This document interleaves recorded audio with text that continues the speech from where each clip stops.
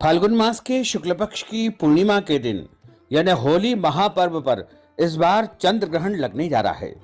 यह चंद्र ग्रहण 3 मार्च 2026 मंगलवार के दिन लगेगा। इस दिन स्नान दान की पूर्णिमा भी रहेगी तथा होली उत्सव रहेगा और होलिका दहन तथा होली खेलने को लेकर के बड़ी इस बार भ्रमपूर्ण और संशयात्मक स्थिति निर्मित हो गई है।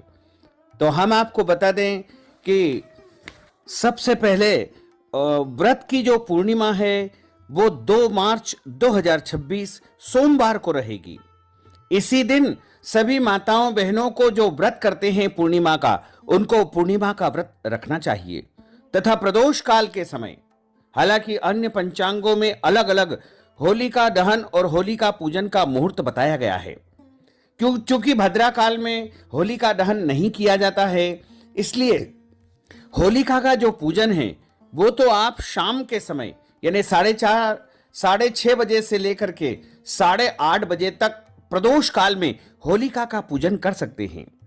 लेकिन होलिका दहन भी इसी समय कुछ पंचांगों में बताया गया है।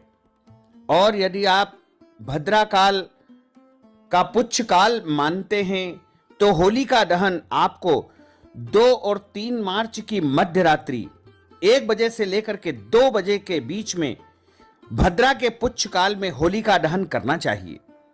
अब सबसे महत्वपूर्ण सवाल यह है कि 3 मार्च के दिन ग्रहण लगेगा, तो ऐसे में होली कब खेली जाएगी? 3 मार्च को जो चंद्र ग्रहण रहेगा वो ग्रस्तोदिक चंद्र ग्रहण रहेगा। जब ग्रस्तोदिक चंद्र ग्रहण होता है तो उसका सूतक काल 12 घंटे पहले आरंभ हो जाता है। क्योंकि सामान्य तौर पे चंद्र ग्रहण का जो सूतक है वो 9 घंटे पहले आरंभ हो जाता है, लेकिन ग्रस्तोदिक तो खंड चंद्र ग्रहण का जो सूतक काल होगा वो 12 घंटे पहले आरंभ हो जाएगा। ऐसे में यदि आप ग्रहण काल के बारे में जानना चाहते हैं तो 3 मार्च 2025 मंगलवार पूर्णिमा को लगने वाला खग्रास चंद्र ग्रहण भारत में ग्रस्तोदिक खंड चंद्र ग्रहण के रूप में दृश्य होगा। भारत के साथ साथ यह ग्रहण पूर्वी एशिया, ऑस्ट्रेलिया, प्रशांत महासागर और अमेरिका में दिखाई देगा।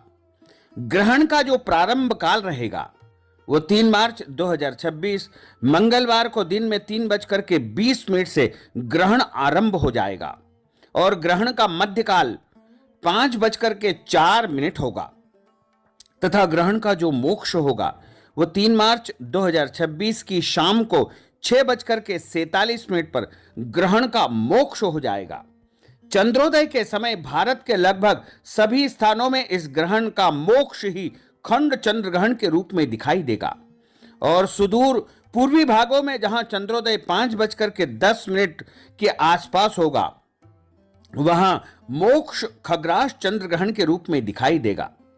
चंद्रोदय के 9 घंटे पहले सूतक लग जाता है और सूतक के दौरान बालक, वृद्ध और रोगी को छोड़ करके अन्य लोगों को भोजन करना निषिद्ध माना गया है। सूतक काल को अपवित्र समय माना जाता है।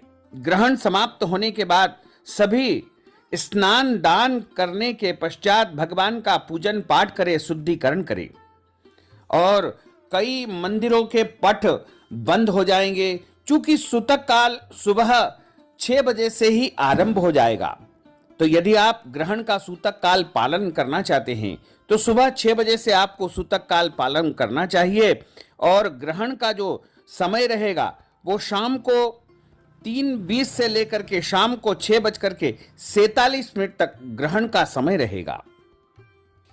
तो ऐसे में आपको किसी भी प्रकार का भ्रम पालने की आवश्यकता नहीं है। यानी आपको होलिका दहन 2 मार्च 2026 सोमवार की मध्य रात्रि में करना है तथा होली खेलने का जो कार्य है उसमें किसी भी प्रकार का सूतक काल कोई आड़े नहीं आता है। लेकिन यदि आप इस दिन को अशुभ समय मानते हैं तो होली खेलने का जो क्रम है वो तो वैसे पूर्णिमा से लेकर के पंचमी तक माना जाता है और यदि आपके यहां 3 मार्च को भी होली खेली जाती है तो कोई दोष नहीं लगेगा। लेकिन 4 मार्च को भी कई स्थानों पर होली खेली जाएगी, होली का रंग डाला जाएगा। यह चंद्र ग्रहण पूर्वा फाल्गुनी नक्षत्र में होगा तथा सिंह राशि में होगा और इस ग्रहण का जो राशिफल रहेगा अर्थात अलग अलग राशियों के ऊपर इस ग्रहण का प्रभाव अलग अलग प्रकार से देखने को मिलेगा। मेष राशि वालों को तनाव होगा, वृषभ राशि वालों को कष्ट मिलेगा, मिथुन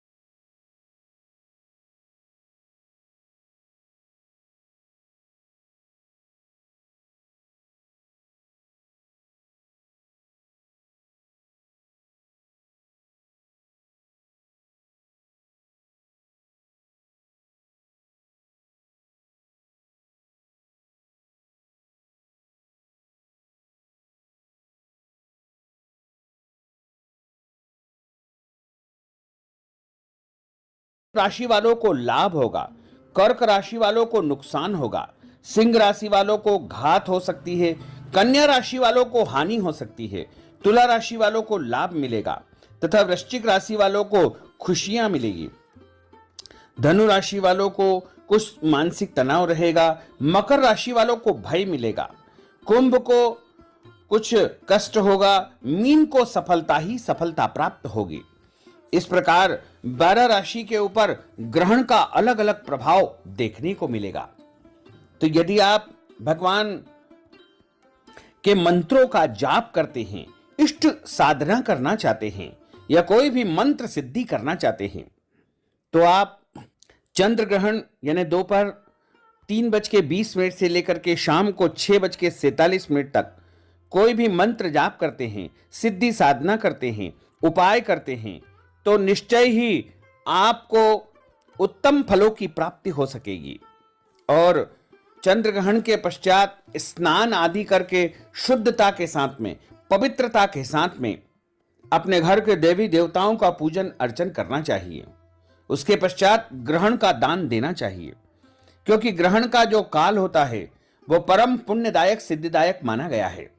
वैसे तो समुद्र मंथन के समय राहु और केतु जो कि चंद्रमा और सूर्य से दुश्मनी रखने के कारण सूर्य और चंद्रमा को ग्रसित करते हैं, इस कारण से चंद्र ग्रहण या सूतक चंद्र ग्रहण या सूर्य ग्रहण का जो है ग्रहण काल माना गया है। लेकिन इस बार जो पूर्णिमा को चंद्र ग्रहण लगने जा रहा है वो ग्रस्तोदिक चंद्र ग्रहण है और होली की पूर्णिमा को यह चंद्र ग्रहण दिखाई देगा। चंद्रमा का जो स्वरूप है वो लाल हो जाएगा, बिल्कुल आग के गोले की तरह चंद्रमा इस दिन दिखाई देगा। इसलिए इसे जो है ग्रस्तोदिक चंद्र ग्रहण के रूप में माना जाएगा और यह ग्रहण भारत के सहित कई देशों में दिखाई देगा।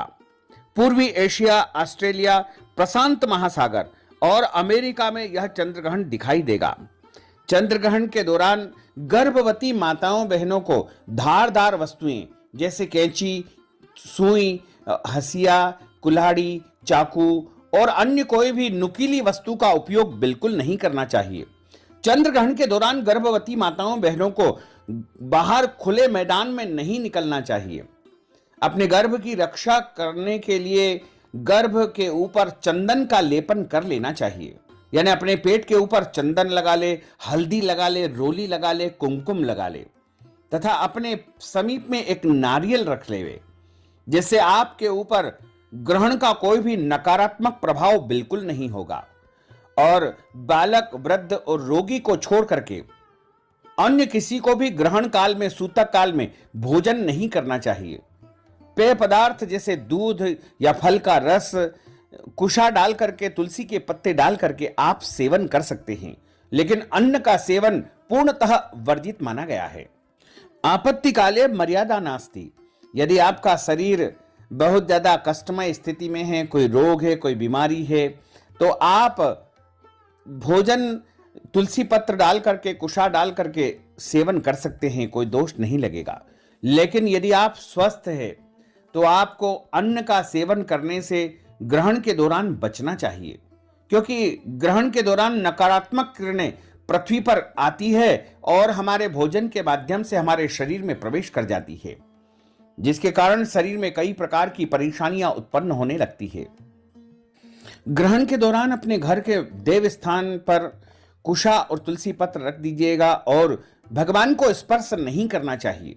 पट खुले हो या बंद हो उसका कोई दोष नहीं है, लेकिन ग्रहण के सूतक में अथवा ग्रहण काल में भगवान को छूना नहीं चाहिए, स्पर्श बिल्कुल नहीं करना चाहिए, क्योंकि ग्रहण का जो सूतक काल होता है वो अशुद्ध समय माना गया है। ऐसे समय में भगवान को छूना नहीं चाहिए, स्पर्श बिल्कुल नहीं करना चाहिए। तो भक्तजनों, माताओं, बहनों, हमने जो ज्ञानवर्धक जानकारी आपको प्रदान की है उसको आप अधिक से अधिक लोगों को शेयर